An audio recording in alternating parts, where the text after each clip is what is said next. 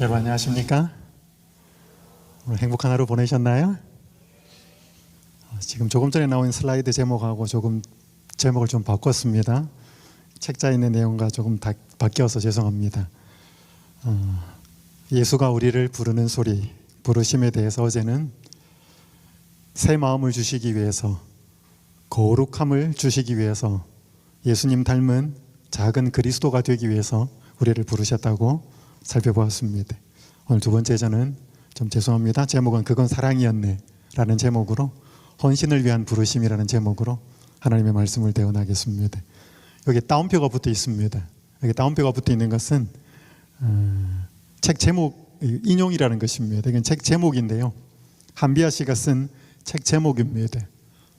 한 구호봉사단체의 구호팀장으로 굉장히 열정적으로 일한 여성, 자기가 그런 삶을 살아보았더니 산 삶을 돌아보니까 자기를 그렇게 열정적으로 이끌어간 것은 사랑이었다 라는 고백으로 쓴 글인데요, 한번 이 제목만 가지고 말씀을 전하도록 하겠습니다. 여기 보이는 한 선남 선녀는 로라라는 여성과 브레이든이라는 남성이 2016년도에 결혼한 캐나다인 부부입니다.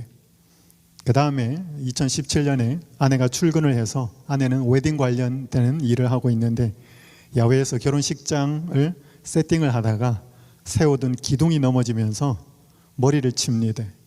그래서 기억상실증에 걸리고 맙니다. 남편이 찾아와서 그 아내를 돌보지만 그 아내는 그 남자가 누구인지를 모르게 됩니다. 남편이 그녀를 데려왔지만 결혼 생활은 지속이 되지 않습니다. 그때 남편이 제안을 합니다. 근데 집에는 그 남편과 결혼한 결혼 사진이 붙어 있어요. 근데 아내는 전혀 기억을 못하는 것입니다. 그래서 남편이 제안하기를, 우리 그럼 지금부터 부부로 지내지 말고 룸메이트로 지냅시다. 그래서 남편이 제안을 하고 그녀의 마음을 얻기 위해서 그때부터 다시 구애를 하기 시작합니다. 처음 만나서 편지를 쓰기 시작한 것처럼 매일 편지를 쓰면서 그녀의 마음을 얻기를 위해 애를 씁니다. 그의 이 끈질긴 표현 때문에 다시 이 여성은 마음을 열기 시작합니다. 그리고 다시 두 사람은 연인이 됩니다. 그런데 결국 기억은 되찾지 못합니다. 하지만 두 사람은 다시 사랑에 빠집니다. 다시 남자가 프로포즈를 하고 2020년 7월 15일에 다시 결혼을 합니다. 똑같은 사람이 다시 결혼을 하는데 이 날짜가 2016년 7월 15일에 결혼한 4년 전 그 날짜에 다시 결혼을 합니다. 마치 영화 같은 드라마 같은 이야기, 실질적인 사실입니다. 남자가 한 여성을 대상으로 그렇게 헌신하고 그렇게 마음을 얻기 위해 수고하고 그 노력한 모든 것을 뭐로 설명할 수 있을까요? 그건 사랑이었다는 것이지요. 다른 것으로는 설명이 되지 않습니다. 오늘 사람을 움직이는 많은 동기가 있지만 가장 좋은 동기는 사랑이라고 할 수 있습니다. 제가 3040 집회에서 우리 젊은 남녀 부부에게 받은 여러 질문들 중에 몇 가지를 가지고 왔습니다. 결혼한 지 10년이 되었는데 남편의 사랑이 예전 같지 않고 블라블라블라. 미워하는 사람이 있는데 용서가 되지 않아 블라블라블라. 아이가 휴대폰에 빠져 있는데 해결 방법이 블라블라. 교회 직분을 맡았는데 너무 부담이 되고 블라블라. 영화나 드라마가 너무 재미있는데 성경은 재미가 없고 블라블라. 해산물을 끊고 싶은데 마음대로 되지 않아 블라블라블라. 여러분, 이 궁금증과 고민과 문제들이 많지만 각각이 다르지만 해답도 각각일까요? 저는 이 문제가 다양하지만 해답은 하나라고 생각이 됩니다. 그 해답은 하나님을 사랑하는 것이지요. 하나님을 사랑하면 이 모든 문제들은 답을 찾을 수 있습니다. 여기 로마서 8장 28절은 이렇게 말씀합니다. 우리가 알거니와 하나님을 사랑하는 자, 곧 그의 뜻대로 부르심을 입은 자들에게는 모든 것이 합력하여 선을 이루느니라. 여러분, 여기에 하나님의 뜻대로 부르심을 입은 자를 다르게 정의하고 있는데 앞부분에 뭐라고 정의하고 있어요? 하나님을 사랑하는 자로 표현하고 있습니다. 그 말은 하나님께 부름받은 것은 그분께 새 마음을 받아서 먼저 하나님이 어떤 분이신지를 알게 되는 것이 그분이 우리를 부르신 목적이라고 말씀하는 것이지요. 하나님을 사랑하는 자가 그분의 부르심을 받은 자입니다. 우리가 하나님 사랑합니다. 여러분 하나님 사랑하시지요? 사랑하십니다. 저도 사랑하고. 근데 얼마나 사랑하시냐고 물으면 뭐라고 대답하실까요? 여기 마태복음 22장 37절에 이렇게 말씀합니다. 예수께서 이르시되 내 마음을 다하고 목숨을 다하고 뜻을 다하여 주 너의 하나님을 사랑하라 하셨으니. 여러분 이 말씀이 부담이 되셔요? 기쁘셔요? 기쁘신가요? 부담이 되시나요? 예. 저는 이 말씀이 처음엔 부담이 됐습니다. 왜 이렇게 많은 사랑을 요구하실까? 근데 그게 풀렸어요. 한번 생각해 보십시다. 여러분이 정직하시다면 여러분이 사랑하는 사람에게 여러분을 사랑해 달라고 얼마만큼의 사랑을 요구할 수 있을까요? 여러분이 정직하시다는 전제 조건이 있습니다. 얼마나 남편이든지 친구든지 여러분을 사랑하는 사람한테 여러분을 사랑해 달라. 여러분도 사랑하고 그 사람도 여러분을 사랑합니다. 얼마나 많은 사랑을 요구할 수 있을까요? 얼마만큼요? 그죠? 이건 내가 사랑하는 만큼 요구하는 것이 정직합니다. 더 많이 요구할 수도 있습니다. 정직하지는 않다는 것이죠. 자, 그러면 하나님은 우리에게 몇 퍼센트의 사랑을 요구하시나요? 100%의 사랑을 요구합니다. 그러면 그렇게 온전한 사랑을 요구하시는 의미가 뭘까요? 하나님이 마음을 다하고 목숨을 다하고 뜻을 다해서 누구를? 우리를, 나를 사랑하신다는 의미죠. 맞습니까? 여러분 이렇게 사랑하지 않으면 이런 사랑을 요구하지 않아요. 온전한 사람이라면, 온전한 분이라면. 여러분 하나님이 마음을 다하고 목숨을 다하고 뜻을 다해 우리를 사랑한다는 그 의미를 어디 가면 찾을 수 있어요? 십자가로 가면 보여요. 그분이 모든 것을 내어주어서 사랑한다는 것을 보여주는 것이지요. 여러분 저는 이 사실을 깨달았을 때 이게 부담스럽지 않았습니다. 여러분이 사랑하는 남편이 99일은 집에 들어와서 아내에게 정말 헌신하고 집안일도 도와주고 아내의 피로를 채워주는데 100일 중에 딱 하루는 첫사랑을 만나서 그 집에 가서 시간을 보내고 오시면 만족하실까요? 허락하실까요? 아니 99%를 나한테 주는데 그죠? 안 되죠? 이럴 될 수 없는 거죠. 여러분 99%의 사랑은 1%의 사랑이 오지 않으면 99%의 사랑으로 사람은 만족이 안 됩니다. 사랑은 100%여야 돼요. 근데 우리는 자꾸 사랑을 몇 퍼센트 나눠 붙입니다. 일도 사랑하고 자식도 사랑하고 취미도 사랑하고 무엇을 사랑하는데 하나님이 100%를 요구한다 그러니까 우리는 부담스러운 것입니다. 근데 여러분 하나님을 100% 사랑할 수 있을 때 우리는 올바른 것을 제대로 사랑할 수 있습니다.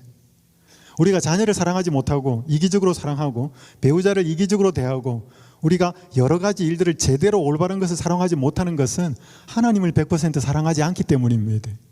하나님을 100% 사랑하면 우리에게는 새로운 마음이 주어져서 올바른 것을 마음을 다해 사랑할 수 있는 힘을 얻게 됩니다. 오늘 그 한 여인의 모습을 좀 살펴보겠습니다. 성경에 예수님의 십자가의 사건을 제외할 때 사복음서 기자가 다 기록한 사건이 세 사건이 나옵니다. 그 첫 번째 사건은 예수님이 보리떡 5개와 물고기 2마리로 5,000명을 먹이신 사건이 마태, 마가, 누가, 요한의 기록에 다 나옵니다. 두 번째는 마리아가 300데나리온의 향유 옥합을 깨뜨려서 예수님의 머리와 발에 부은 사건이 마태, 마가, 누가, 요한의 기록에 다 등장합니다. 그리고 예수님이 나귀를 타고 예루살렘 성으로 입성하는 사건이 마태, 마가, 누가, 요한의 기록에 다 나옵니다. 적어도 이 세 사건은 십자가 사건을 제외할 때 사복음서의 기자가 다 기록할 만큼 뭔가 의미가 있었다는 것입니다. 저는 오늘 이 중간의 사건, 향유 옥합을 깨뜨린 이 여인의 모습을 좀 살펴보면서 우리가 어떤 부르심을 입었고 그 부르심에 대한 결과가 어떻는지를 한번 살펴보겠습니다. 먼저 마가의 기록을 살펴보면 사복음서 중에 제일 먼저 기록된 책은 마가복음입니다. 이 기록에 의하면 베다니 나병 환자 시몬의 집에서 예수님이 식사를 하셨다는 것을 알 수 있습니다. 그리고 한 여자가 등장하고요. 매우 값진 향유라고 표현된 이 고가의 한 옥합을 깨뜨려서 예수의 머리에 부었다라고 알 수 있습니다. 그리고 이 향유를 그때 있던 한 사람이 여러 사람들이 화를 내면서 300데나리온 이상에 팔아서 가난한 자들에게 줄 수 있었겠다고 화를 냅니다. 그 여자를 책망하지요.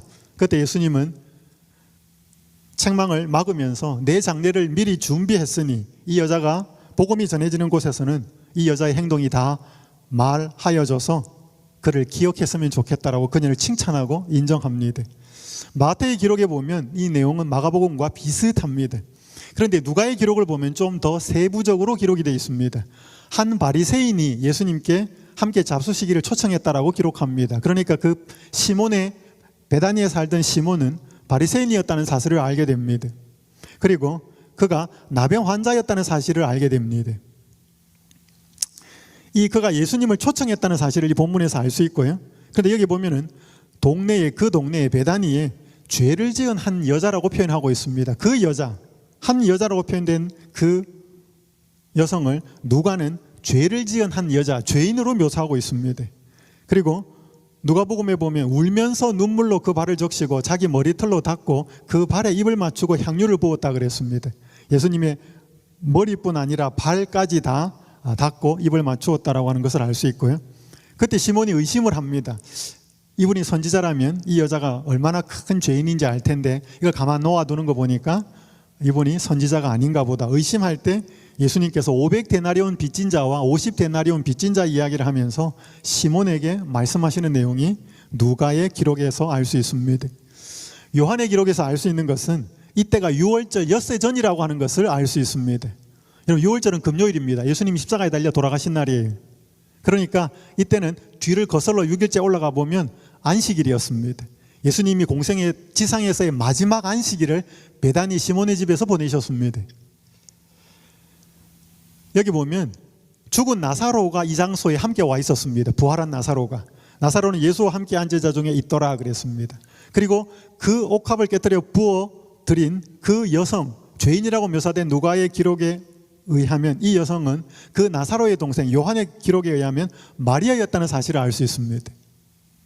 그리고 아까 여러 사람이 화를 냈는데 마가의 기록에 의하면 이 향유 옥합을 팔아가지고 가난한 자들에게 나누어 주었으면 좋겠다라고 그렇게 흥분하고 말했던 사람이 주동자가 가룟 유다였다는 사실을 알게 됩니다. 이 네 가지 복음서의 기록에 의하고 시대 소망에 있는 내용을 조금 더 보탬이 되면 이 나병 환자인 시몬을 예수님께서 고쳐주셨습니다. 그래서 이 시몬은 이 예수님을 식사의 자리에 제자들과 함께 초청을 하였습니다. 이제 그때 벌어진 사건이었습니다.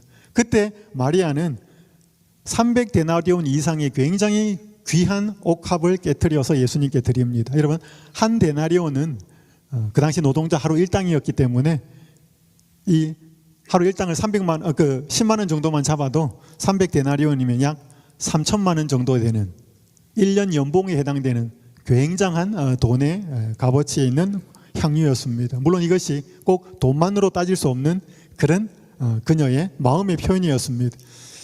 그녀가 이 헌신을 할 수 있게 된 이유를 먼저 좀 살펴보고 반면에 시몬의 태도는 왜 그렇게 냉랭했는지를 살펴보겠습니다. 마가복음 16장 9절에서는 예수께서 안식 후 첫날 이른 아침에 살아나신 후 전에 7 귀신을 쫓아내어 주신 막달라 마리아에게 먼저 보이시니 라는 말씀이 기록되어 있습니다. 여러분, 예수님이 십자가에 달려서 돌아가신 다음에 부활하셨을 때 그를 제일 먼저 만났던 사람은 막달라 마리아였습니다. 이 막달라 마리아가 나사로 동생 마리아였습니다. 왜 이 여인의 이름 앞에 막달라라고 하는 지명이 붙었는지는 좀 더 뒤에 설명하겠습니다. 여러분, 보통 우리 세댁이 원주에 살고 있으면 원주댁, 그죠? 충주에 살고 있으면 충주댁, 그렇게 지명으로 붙여서 부른 그 호칭이 여기도 붙어서 막달라 마리아라고 표현을 합니다.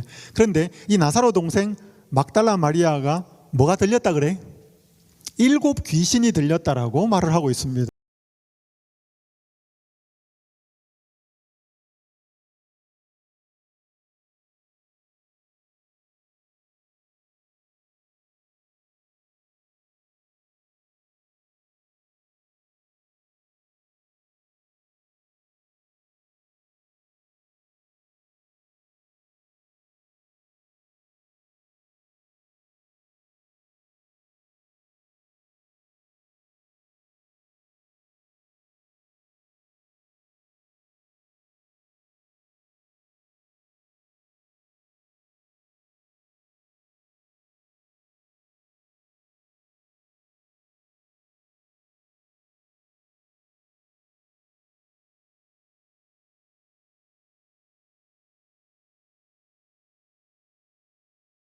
그 7 귀신이 들린 그 상황을 예수님께서 고쳐주신 것을 설명합니다. 여기 시대소망은 이렇게 말합니다. 절망과 파멸에서 마리아를 건져주신 분은 그분이셨대. 여기 빨간 부분 함께 한번 읽어보겠습니다. 시작. 마리아는 자신의 마음과 정신을 지배하고 있던 사귀들을 7번이나 책망하시던 그리스도의 음성을 들었대. 그러니까 이 말씀에 의하면 7 귀신한테 다 몇 번씩 했다는 거예요? 한 번씩 각각. 여러분, 귀신이 아무리 많이 들려도 예수님이 한번 거라사에 돼지떼에게 다 들어가게 만들었던 귀신도 한 번에 말할 때 다 나왔습니다. 굳이 7번 표현할 필요가 있었을까요? 없었어요. 한 번만에 나오라 그러면 그 예수님의 권위와 권세에 7 귀신들은 굴복할 수밖에 없었을 것입니다. 그런데 여기 말씀해 보면 마리아의 마음과 정신을 지배하고 있던 사귀들을 7번이나 책망하셨다는 것은 각각 한 귀신들을 다 책망하셨다는 뜻입니다. 그렇게 할 때 마리아가 그 음성을 듣게 됩니다. 자신을 위하여 아버지께 힘써 탄원하시던 그분의 음성을 들었대. 그녀는 그분의 흠없는 순결에 비하여 죄가 얼마나 더러운 것임을 알고 그분의 능력을 통하여 승리하였대. 그분의 은혜로 그녀는 거룩한 품성에 참여하는 자가 되었다. 타락하여 그 심령이 사귀의 거처가 되었던 자가 구주와 매우 가까이 교제하고 또한 봉사하는 자가 되었다. 이 여성은 7 귀신에게 사로잡혔던 여성으로 표현하고 있습니다. 여러분, 우리가 예수님의 은혜로 우리의 죄의 속박에서 우리를 풀어주고 해방시켜주지 않으면 우리는 지금도 여전히 예수님을 믿으면서도 우리는 각종 여러 가지 속박 가운데 묶여 있을 수밖에 없습니다. 많은 그리스도인들, 많은 교인들이 그렇게 살고 있습니다. 심지어 세상 사람들은 더하지요. 한 사람이 옷가게를 운영하고 있었습니다. 옷가게를 통해서 돈을 좀 벌었고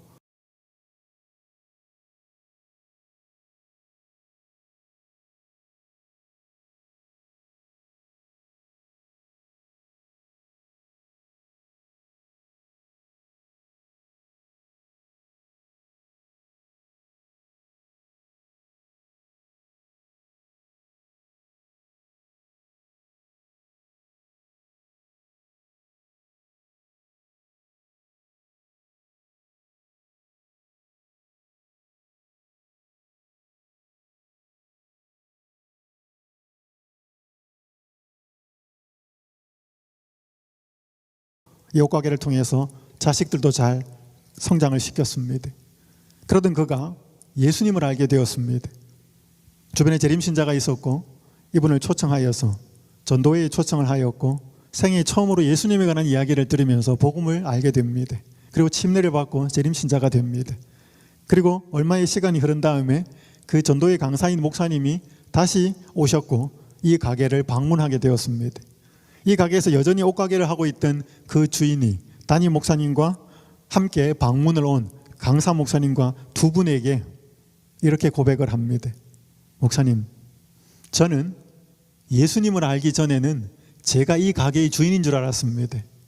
그런데 제가 예수님을 만나고 보니 이 가게가 저의 주인이었다는 사실을 알게 되었습니다. 뭐라고요? 여러분, 자기가 이 가게를 운영하고 있어서 자기가 주인인 줄 알았는데 누가 주인이었다고 해요? 가게가 주인이었다는 사실을 알게 되었습니다. 그때 목사님들이 묻습니다. 무슨 말씀이시지요? 아니, 이 가게가 문을 열면요, 저는 이 자리에 와 있어야 됩니다. 가게가 문을 닫아야 저는 다른 데 가서 볼 일도 볼 수 있습니다. 가게가 문을 열면 저는 꼼짝없이 여기에 잡혀와서 제 모든 것이 이 가게가 움직이는 대로 저는 행해야 했습니다. 그런데 이제는 이 가게가 저의 주인이 아닙니다. 누가 주인이 되었기 때문에? 예수님이 주인이 되었기 때문에. 여러분, 우리가 예수님이 우리의 주인이 되어서 크고 작은 죄된 본성 가운데 그분의 은혜와 능력으로 우리를 해방시켜 주지 않으면 우리는 지금도 매여 있습니다. 어떤 사람은 돈에 매여 있고, 어떤 사람은 자식에 매여 있고, 어떤 사람은 남편의 사랑과 아니면 남편의 잘못으로 인해서 분노에 매여 있고, 미워하는 사람에 의해서 세상 바람에 매여 있고 각종 매여 있는 삶을 살게 되지요. 여기 증언의 말씀에 보면 안식일 준수자에게는 성취해야 할 큰 사업이 있대. 그들의 눈은 열려줘야 하고 그들은 그들의 참 상태를 보고 열심을 내어 회개해야 한대. 그렇지 않으면 그들은 영생을 얻지 못할 것이다. 세상의 정신이 그들을 사로잡았기 때문에 그들은 흑암의 세력에 포로가 되어 있다. 세상 사람들이요, 안식일을 지키는 안식일 교인이요. 세상 사람들은 물론 그렇습니다. 그런데 재림을 기다린다고 말하고 안식일을 지키는 안식일 준수자에게도 세상의 정신이 많이 자리를 잡고 우리를 사로잡고 있다고 표현하고 있습니다. 그래서 흑암의 세력에 포로가 되어 있다고 말하는 것이죠. 우리 스스로는 벗어날 수 없는 상태이지요. 그리스도교는 죄를 사하는 이상의 의미가 있다.